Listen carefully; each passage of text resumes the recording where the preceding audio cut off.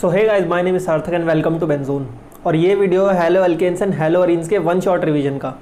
अब यार इस वीडियो में मैंने एक बात नोटिस करी कि अगर मैं सारी चीज़ें लिखने जाऊँ, एक एक चीज़ लिख के बताऊँ तो बहुत टाइम निकल जाएगा। और वन शॉट रिवीजन का मतलब है तुम फटाफट करने आए हो, तो इस फॉर्मेट पे करते हैं, जितना सोचा है उससे जल्दी ख़त्म हो जाएगा।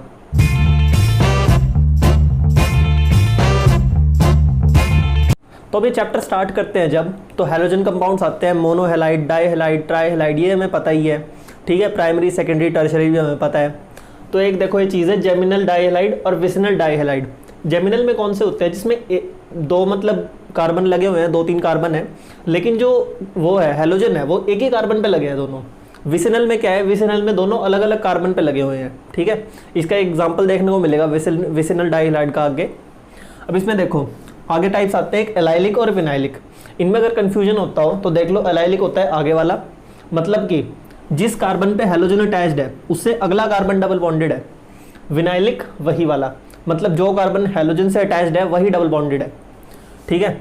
इसके बाद फिजिकल प्रॉपर्टीज देखते हैं थोड़ी। फिजिकल प्रॉपर्टीज में बॉइलिंग पॉइंट है, जो बॉइलिंग पॉइंट सीधी सी बात है, जैसे कार्बन की चेन बढ़ेगी बॉइलिंग पॉइंट बढ़ता रहेगा उनका। अगर हैलोजन है, जो हैलोजन अब बड़ा लगा रहे हैं या ज़्यादा हैलोजन लगा रहे हैं तो भी बॉइलिंग पॉइंट बढ़ जाएगा।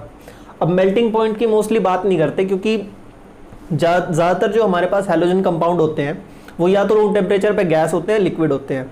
बहुत कम ऐसे होते हैं जो हाई मॉलिक्यूलर मास वाले होते हैं जो सॉलिड होंगे, तो उतनी हाई जाने की हमें ज़रूरत नहीं पड़ेगी। इसलिए मेल्टिंग पॉइंट अगर ना भी करो तो कोई दिक्कत नहीं है। सॉल्युबिलिटी क्या होती है, सॉल्युबिलिटी मतलब पानी में डिजॉल्व होंगे कि नहीं, तो ये डिजॉल्व नहीं होते। जो बिल्कुल छोटे छोटे होते हैं कंपाउंड्स वो डिजॉल्व हो जाते हैं, थोड़े से भी बड़े हो जाएं तो वो डिजॉल्व नहीं होंगे। क्यों? क्योंकि जो कार्बन चेन होती है इनकी हाइड्रोफोबिक, तो वो इनको डिजॉल्व होने से रोकती रहेगी, ठीक है। इसके बाद देखते हैं प्रिपरेशन मेथड, जो अल्कोहल से होती है। पहली है अल्कोहल में डाल देंगे हम acid in presence of ZnCl2, ठीक है। इससे क्या बनेगा, RCl बन जाएगा, यहाँ पे RX आएगा, ठीक है। RX बन जाएगा, RX बन गया और साथ में H2O बाहर निकल जाएगा। अगली प्रिपरेशन है ROH, इसमें डालो NaBr। अब ये भी सिमिलर है, ठीक है, H2SO4 की प्रेजेंस में डालोगे, लेकिन ये सिर्फ Br के लिए है ये वाली प्रोसेस। अब यहाँ पे RBr लग गया, Na2SO4 और H2O बाहर हो गए। तीसरी है ROH में PX3 डालो। इसमें PX3 दो चीज़ें हो सकती हैं, या तो क्लोरीन हो सकता है या ब्रोमीन हो सकता है, और इसमें RX बन जाएगा, RCl या RBr, और H3PO3 बाहर होगा। ये कंपाउंड याद रखना, क्योंकि MCQ में पूछ सकते हैं कि PX3 डाल के हमने हैलोजन कंपाउंड बनाया है तो उसमें साइड प्रोडक्ट क्या निकल रहा है, तो साइड प्रोडक्ट यहाँ पे आता है H3PO3। दूसरा PCl5 वाली रिएक्शन सिर्फ क्लोरीन के लिए होती है। अब इसमें ROH है, इसमें PCl5 डालेंगे तो RCl मिल गया, साथ में POCl3 मिलेगा, ठीक है, साथ में HCl निकल जाएगा अलग से। एक रिएक्शन है रेड फॉस्फरस, और इसके बाद X2। X यहाँ पे भी या तो ब्रोमीन है आयोडीन है, क्लोरीन वाली ये रिएक्शन नहीं है, यहाँ पे ब्रोमीन और आयोडीन लग रहे हैं सिर्फ। RX मिल जाएगा हमारे पास, साइड प्रोडक्ट्स नहीं आते इसमें। एक रिएक्शन आती है ROH वाली, ये रिएक्शन सबसे इंपॉर्टेंट है, लिखा भी है कि इंपॉर्टेंट है। इंपॉर्टेंट क्यों है, जब SOCl2 डालेंगे इसमें तो हमें RCl तो मिलेगा, लेकिन जो SO2 है और HCl है ये दोनों गैस बन के इवेपोरेट हो जाएंगे। प्योर मिलता है, बिल्कुल प्रोडक्ट होता है जो, ठीक है। अब ये यहाँ तक रिएक्शन थी, ये थी अल्कोहल से प्रिपरेशन। अब ये आ जाती है फ्री रेडिकल मैकेनिज्म से। अब मैकेनिज्म देखना है तो दूसरी वीडियो देख लो, जो पहले वीडियोस निकाल रखे डेडिकेटेड है जो इन पे। यहाँ पे फटाफट रिवीजन करते हैं। अब ये जो कंपाउंड है इसमें अगर हम क्लोरीन डाल लें यूवी लाइट की प्रेजेंस में, या फिर हीट कर दें, ठीक है, किस तरह एनर्जी प्रोवाइड करनी है इसको, तो यहाँ पे दो प्रोडक्ट मिलते हैं। एक तो यहाँ पे बीच में क्लोरीन लगता है 2 डिग्री, यहाँ पे एक 1 डिग्री मिलता है साइड में क्लोरीन। अब इसको प्रेफर क्यों नहीं करते, क्योंकि इन दोनों को सेपरेट करना मुश्किल होता है। क्यों? क्योंकि इनकी जो बॉइलिंग पॉइंट, मेल्टिंग पॉइंट होते हैं वो सेम से होते हैं, तो इनको सेपरेट नहीं कर पाते। अगली एक चीज़ है कि अगर किसी एल्कीन में हम ब्रोमीन डाल दें इन प्रेजेंस ऑफ CCl4 तो विसिनल डाईहेलाइड बन जाता है। अब ये रिएक्शन अलग से कैसे है, अलग से क्यों है, क्योंकि ये एक तरह से टेस्ट भी है। अगर किसी का हमें कंपाउंड में टेस्ट करना है कि उसमें डबल बॉन्ड है या नहीं, तो उसमें ब्रोमीन डालो इन प्रेजेंस ऑफ CCl4, ठीक है। अब ब्रोमीन क्या होता है, ब्रोमीन होता है रेडिश ब्राउन कलर का, ये इसमें डालेंगे। पहले ये ब्रोमीन डालते ही तो रेड कलर होगा, लेकिन अगर मान लो कलर डिसअपियर हो गया, ये कलरलेस कंपाउंड होता है, अगर ये बन गया तो वहाँ पे डबल बॉन्ड है। तो हम जब आगे देखते हैं तो आगे हमें मिलती है ये रिएक्शन, ये रिएक्शन होती है इलेक्ट्रोफिलिक रिएक्शन, इलेक्ट्रोफिलिक सब्स्टिट्यूशन, जिसमें हम बेंजीन जो होती है उस पर हम हैलोजन लगाते हैं। अब इसमें हैलोजन लगाने का क्या है, बेंजीन जो है एल्काइल पार्ट लगा हुआ उस पर वैसे एक, लेकिन ये बेंजीन पे लगेगी हैलोजन कैसे, FeCl3 में रिएक्शन कराते हैं। बेसिकली हमें क्या चाहिए होता है, यहाँ पे लुइस एसिड चाहिए होता है, तो लुइस एसिड यहाँ पे FeCl3 ले सकते हैं, AlCl3 ले लो या सिर्फ Fe ले लो, उससे भी काम हो जाता है। और ये डार्क पे रिएक्शन कराते हैं, तो इससे हमें दो प्रोडक्ट मिलते हैं, एक तो ये पैरा, एक ऑर्थो। ये मेजॉरिटी होता है, ये माइनॉरिटी प्रोडक्ट होता है, ठीक है, ये ज़्यादा मिलता है हमें। अगली जो रिएक्शन आती है वो अगर हमें सिर्फ यहाँ पे हैलोजन चाहिए हो तो उसमें ये रिएक्शन होती है। अब ये है डाइजोनियम क्लोराइड, डाइजोनियम सॉल्ट एक तरह से, क्लोराइड तो नहीं है, X है, क्लोराइड हो सकता है वैसे। इसमें अगर हम डालें Cu2X2 तो ये जो X है ये अकेला यहाँ लग जाता है और N2 बाहर निकल जाता है यहाँ पे, ठीक है। अब X हो सकता है, या तो Cl हो सकता है या Br हो सकता है। अगर हमें Ki के साथ I चाहिए, यहाँ पे I लगाना है, तो उसके लिए हमें Ki डालना पड़ेगा, इसमें Cu2X2 नहीं, ठीक है। Ki डालो, उससे I मिल जाता है। अब फ्लोरीन के साथ ये रिएक्शन नहीं होती, वो बहुत ज़्यादा इलेक्ट्रोनेगेटिव होता है, ठीक है। अगला जो हमारे पास आता है वो होता है M रूल, मार्कोवनिकॉव रूल और anti M rule.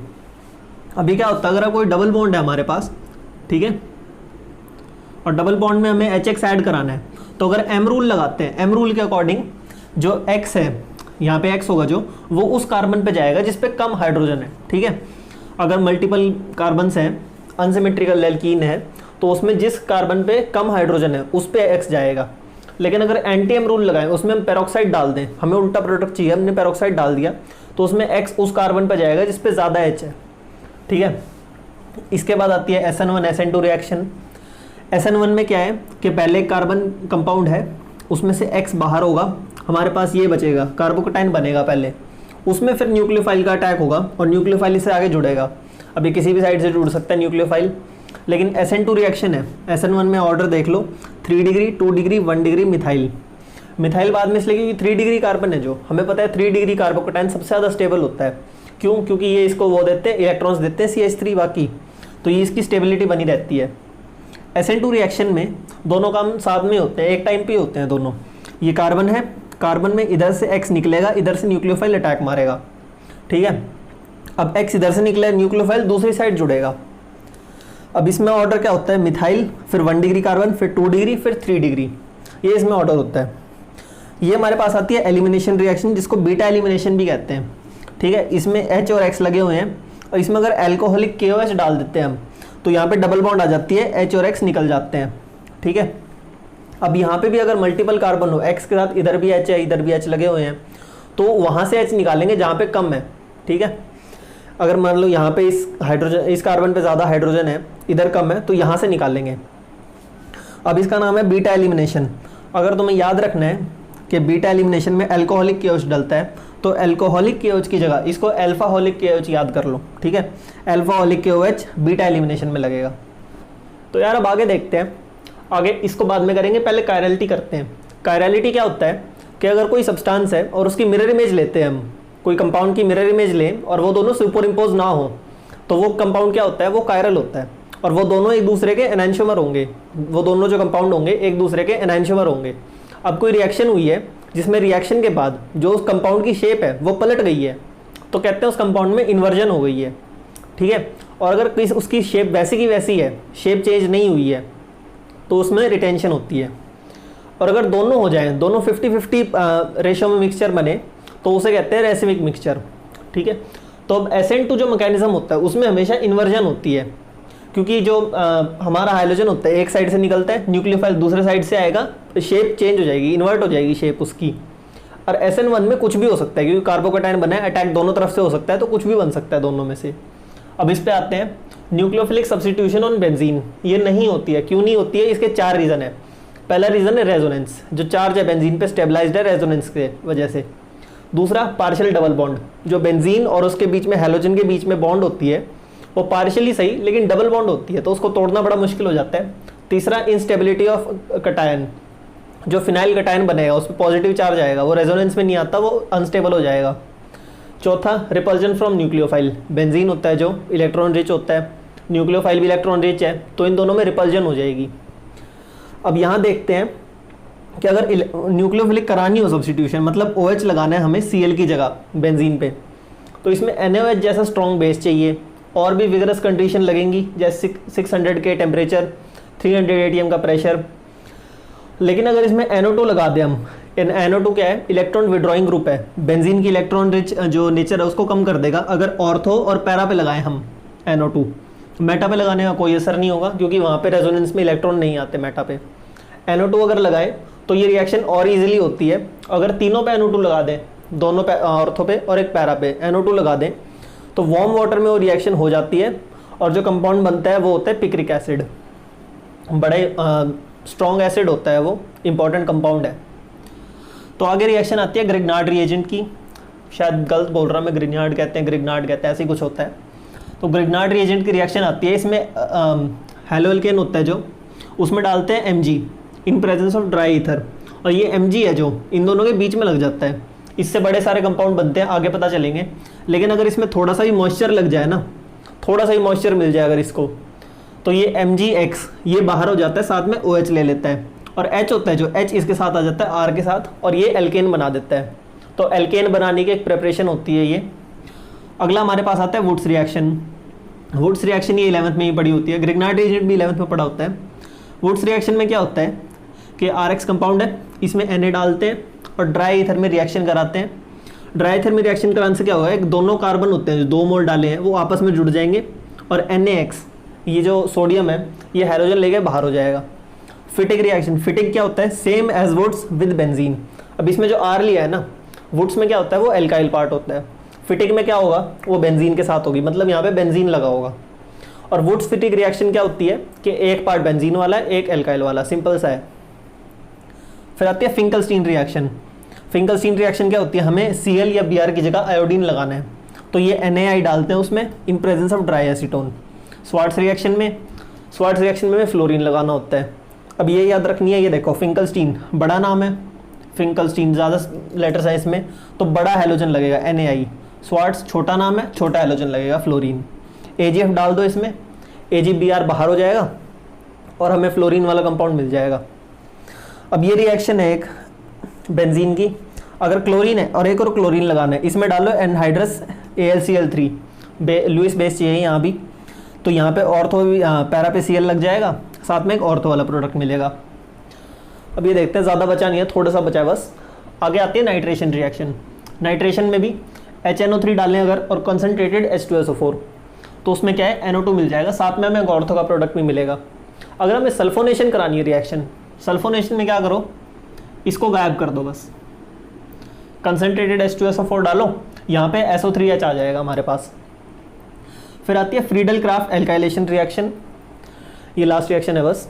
Friedel craft alkylation में क्या होता है, ये क्लोरीन वाला क्लोरोबेंजीन है, इसमें डालते हैं CH3Cl इन प्रेजेंस ऑफ फिर से लुईस एसिड। सारी रिएक्शन लुईस एसिड वाली आ रही हैं, ये दोनों भी ऐसी आई थी।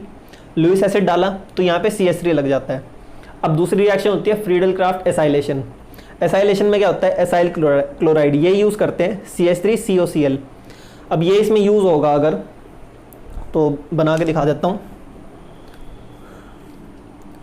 अब ये CH3COCl है ना, अब ये Cl यहाँ से निकलेगा तो यहाँ ऐसे बच जाएगा ये पॉजिटिव चार्ज। अब ये पॉजिटिव चार्ज इधर चला जाएगा, तो यहाँ पे क्या बन जाता है, यहाँ पे C डबल बॉन्ड हो और CH3 ये बन जाता है, ये एसाइलेशन का प्रोडक्ट बन जाता है। यहाँ पे भी 2 प्रोडक्ट बनेंगे, एक ऑर्थो के और एक पैरा के। तो ये था एक क्विक सा 1 शॉट रिवीजन इस पूरे चैप्टर का, और काफ़ी शॉर्ट में हमने निपटा दिया है, और 1.5x पे तो और जल्दी निपट जाएगा। तो इसके बाद क्वेश्चन आंसर करेंगे, ज़्यादा नहीं थोड़े करेंगे क्वेश्चन आंसर MCQ फॉर्म वाले। मैं कोशिश करूँगा बाकी जो क्वेश्चन हैं उनको भी MCQ फॉर्म में ले आऊँ। तो मिलते हैं अगली वीडियो में। दिस इज सार्थक साइनिंग ऑफ।